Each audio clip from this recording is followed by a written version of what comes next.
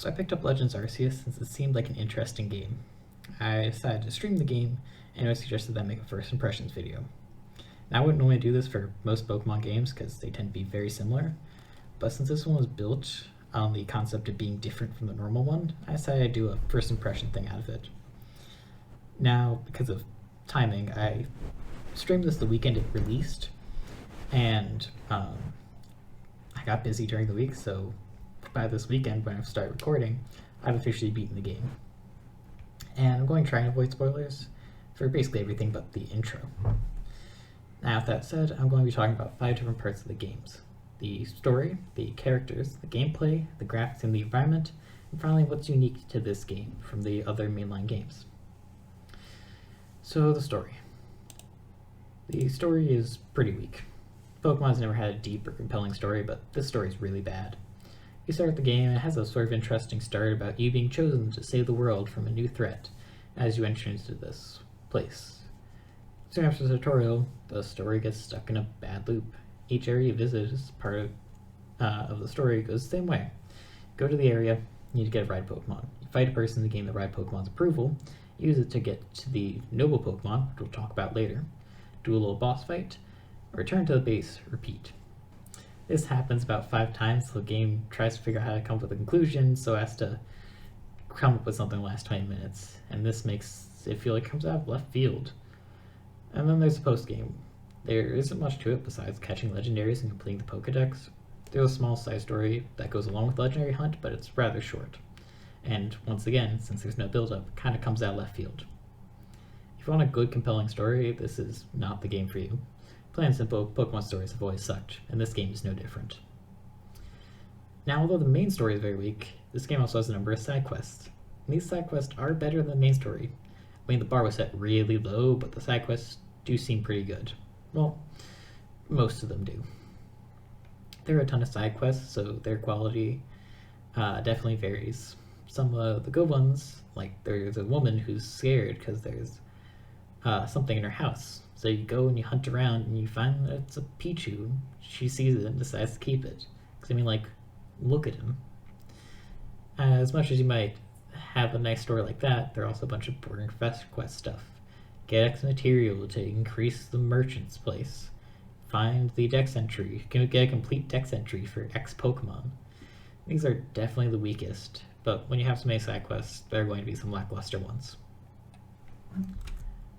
Now, next up is the characters. There's a lot of characters, and there are fan favorites. And every new game has some character that sticks with you, for better or for worse. This game is not really like that. Since the story takes place in the past of the Sinnoh region, the developers made some of the characters the ancestors of people from the main games.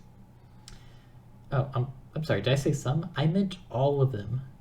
I've met dozens and dozens of characters in the entire game, and there are a whopping 4 of them that are not just the ancestor of X, Y, or Z.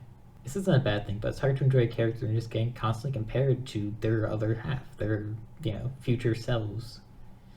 This may be just a personal gripe, but I hate that they didn't just make new characters. Still, you can still like the characters, but I count this against the game. But the characters aren't the best part about the Pokemon game. It's, of course, the gameplay. Gameplay is normally the main draw of the games. The battling, catching, leveling up, and evolving is this addicting cycle that is a draw for many. Legends Arceus is different from this. It takes place in the past, there aren't the main trainers. Instead, the main gameplay loop of this game is focused more around running around the world, catching and fighting wild Pokemon, gathering resources. Also, you can fill the Pokedex and complete the story about calming the newly created Pokemon. This is a very different shift from the main story, which is one of the game's main draws. This change of pace is rather fun, but the game does put a very heavy emphasis on the Pokedex, tying the levels of the Pokemon you use and the type of balls you have access to how much of the dex you have completed. Now, this isn't too bad, but quite annoying if you have to stop and grind for the cool Pokemon, like you just caught an Alpha and I have to go grind the Pokedex, or going into the final fight and you still have Ultra Balls left, which is what happened to my roommate. Pokedex is also supposed to carry a lot of the post-game. While this is quite annoying, if you're playing casually and really exploring and taking in each of the environments, you shouldn't have too much issues with the Pokedex. But while you're running all around trying to find the next Pokemon you need for the Pokedex, you're going to pay a lot of attention to the environment and the graphics. The environment and the graphics of the game are not stellar. Semi-open world, it's vast and it's beautiful. As long as you don't look at anything more than 5 feet away, then it looks real bad. The models for the characters and the Pokemon are fantastic, and the moves have some really good animations. But then you look at the environment and the landscape, and it looks like a PS1 game. Now I understand that since the environment is vast, that there are going to be some issues, but games like Monster Hunter Rise or Breath of the Wild, which came out years ago, did it better and had less of an issue. Now, with the environment, it is a pretty vast one, and the ride Pokemon actually are a hindrance to this, because the ride Pokemon mechanic makes the environment feel smaller and weird. As the game goes on, you get Pokemon that allow you to run faster, swim, climb walls, and finally fly. This lessens the best part of the environment, which is its scale and really getting lost in it. I remember the first time I entered in, I spent an hour running around the first area, finding all the new Pokemon, marking where the alpha Pokemon were, and finding spots to gather large amounts of resources. And by the last area, I spent about 15 minutes flying from point to point to finish up the story, because I'd done enough of the decks and there was no real reason for me to keep hunting the decks. I had already had max level Pokemon, there's nothing for me to do. If you pick up this game, I do recommend trying to avoid using the ride Pokemon too much, because you really miss out on a lot of the environment. Now, Sauce Person is obviously connected to the other sections, but I figured I'd talk about the new and unique mechanics of this game. The most recent generations have unique mechanics like Mega Evolution, Z moves, Gigantamax. The unique mechanic in this one is the Agile and Strong style moves. Basically, instead of each Pokemon taking turns, there's a new mechanic where, if fast enough, a Pokemon will take multiple turns in a row. Agile and Strong style will either boost or reduce the damage you deal, while you either gain or lose speed. Although this sounds interesting, it rarely makes a significant difference. The place where style mechanic does get kind of interesting, but also busted, is with non-damaging moves. These styles only change the damage dealt, so a move like Calm Mind, there's no change to it. So every single fight turns into Agile style buff move followed by Strong style damaging move, and any single target fight is destroyed. And that's most of the fights in this game. Now, Noble and Alpha Pokemon are also in this game. I told you to get back to Noble Pokemon. Noble Pokemon are sort of bosses of this game, in which you're thrown into an arena and told to throw bombs at these Pokemon's faces repeatedly while dodging attacks, as this will apparently calm them.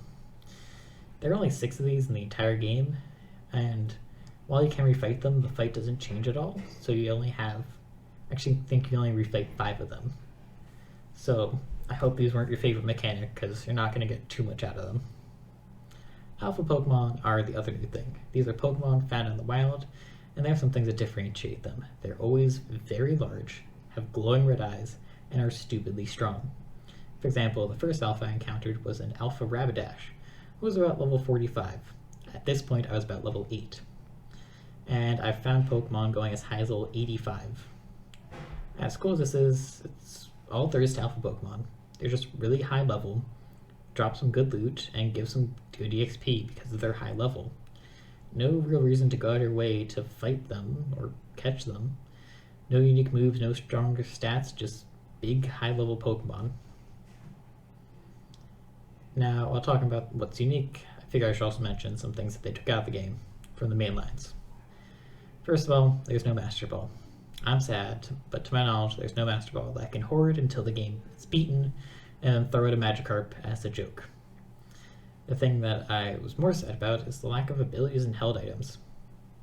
These things can change lackluster Pokemon or allow them to even shine, make interesting combos.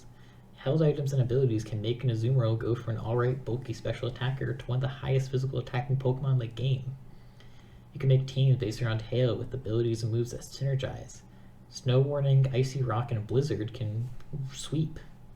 All of this is gone, which breaks Pokemon down to its simplest form of smack Pokemon strong move, repeat, which was basically my strategy when I was a kid.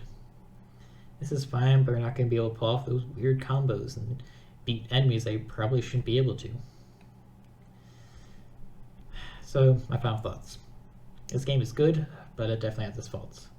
I know there was and is a lot of hype around this game, and I would love to see Pokemon games like this going in the future, but this was not their best work.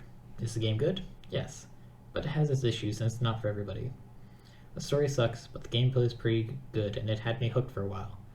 The game did only last about 20 hours for me, and there doesn't seem to be much to the post game besides the Pokedex. Totally gave this game like a 7 out of 10 because there are many issues, but there's still a lot of fun to be had, especially if you go slow and explore the environment and complete all the side quests. This game can be rather enjoyable. It's a solid attempt at a new type of Pokemon game, but these new attempts definitely come with its faults. So there you go. That's my review, first impressions type thing. I hope you enjoyed, and maybe this can help you decide whether or not to pick up the game. Oh, yeah, and do the YouTube stuff, like, comment, subscribe, all that type of stuff. And bye-bye.